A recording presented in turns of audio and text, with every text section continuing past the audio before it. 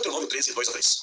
Nós lemos: quando o profeta ou sonhador de sonhos se levantar no meio de ti, e te der um sinal ou prodígio, e suceder o tal sinal ou prodígio, que te houver falado, dizendo: vamos após outros deuses que não conheceste, e sirvamos-los, não ouvirás as palavras daquele profeta ou sonhador de sonhos, porquanto o Senhor vosso Deus vos prova, para saber se amais o Senhor vosso Deus de todo o vosso coração e com toda a vossa alma. E com toda a força, tá, pessoal? Vocês viram que ele falou muita coisa, né? Eu vou fazer um react, porque eu achei interessante, o vídeo é muito bom, mas também ele abre, ou ele deixou passar, né? Porque quando ele diz ali que ele tenta, o Deus ali que ele estava dizendo ali, ele prova, ele põe você à prova, tentar, tá, pessoal? E no Evangelho é claro quem é o tentador, entendeu? E no Evangelho fala que o Deus de Jesus, do nosso Senhor Jesus, ele não tenta ninguém. E Jesus ainda fala: nunca diga de Deus tu é tentado, porque Deus não tenta e não pode ser tentado pelo mal. Então Jesus, ele vem, ele mostra um Deus, não só Jesus, né? Os apóstolos também. Você vê o Paulo lá, em Atena. Paulo em Atena, ele olha para uma lápide, assim, sabe aqueles negócios que eles colocam uma estátua em pé, assim? Então, Paulo, ele olha para aquele negócio lá, aí ele vê que não tem uma imagem, assim, igual os atenienses gostavam de fazer imagens de deuses, assim, na cidade deles, né? Só que Paulo, ele olha para um, assim, que eu acho que não terminaram lá de fazer. Não tinha nem estátua, não tinha nada. Paulo fala assim: ó, meu Deus é esse daí, ó. Você não consegue ver ele, mas ele tá ali. Aí então ele começa a colocar a imaginação na cabeça das pessoas, né? Porque as pessoas precisavam ver uma imagem, uma estátua. Aí quando você vem falando assim, você já coloca uma semente. Já levantamos aqui então uma advertência de Moisés sobre o falso profeta. Caso se levantasse entre os judeus um suposto profeta que lhes desse um sinal ou um prodígio, e mesmo que o sinal ou o prodígio ocorresse, acontecesse, caso esse profeta lhes mostrasse uma nova divindade, diferente do seu Deus, incitando-os a servi-lo, os judeus não deveriam seguir esse profeta. Embora se pense aqui tratar-se de politeísmo, eu quero advertir a todos que o termo Elohim... Ô, gente, o que ele vai falar é interessante também, mas o politeísmo no Velho Testamento é escancarado. Esse próprio Deus, ele fala que ele tá no panteão dos deuses.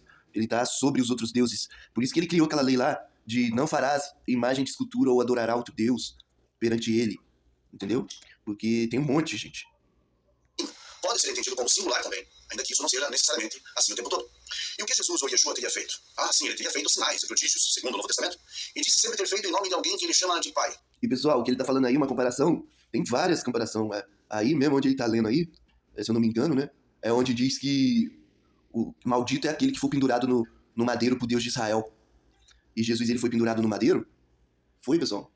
E aí tá escrito aí mesmo onde ele tá lendo, eu acho, que é maldito todo aquele que for pendurado no madeiro pro Deus de Israel. E se a referência aqui é a Deus, é curioso ver que Jesus disse que os judeus não o conheciam.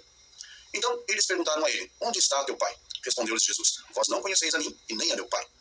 Olha só, pessoal, Jesus falando pros caras que eles não conhecem Jesus e nem ao pai dele.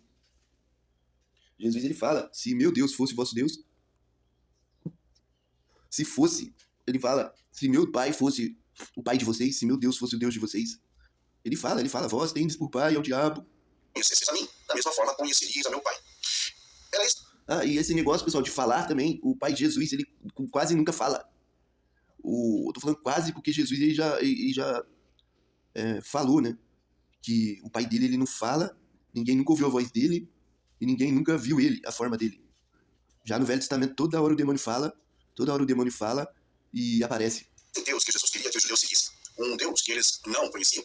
E por que os judeus não conheciam o Deus que Jesus dizia ser seu pai?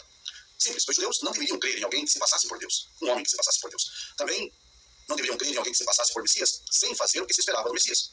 Não deveriam crer também em alguém que dissesse de si mesmo, capaz de perdoar pecados. E tampouco disse que as pessoas deveriam crer em alguém que lhes substituiria como uma espécie de oferta por expiação de pecado. E tem muito mais coisa, tá, pessoal? Ele tá arrebentando aí, mas tem muito mais coisa, pessoal. O nosso mestre nunca falou bem de templo religioso. Pelo contrário, ele falou que não ia ficar pedra sobre pedra do templo religioso dos caras. Entendeu? Tem muito mais coisa. Ele falou que ele é maior que o sábado. Ele falou que ele é maior, que ele é o senhor do sábado. Que ele é maior que o sábado. Tem muito mais coisa, pessoal. O Deus de Jesus era um Deus diferente daquele que os judeus sempre conheceram, desde o Sinai, e até mesmo antes desde Abraão. Viram só como é bem mais fácil encontrar Jesus ou Yeshua na Torá, sem muito esforço ou malabarismo? Viram aí, pessoal?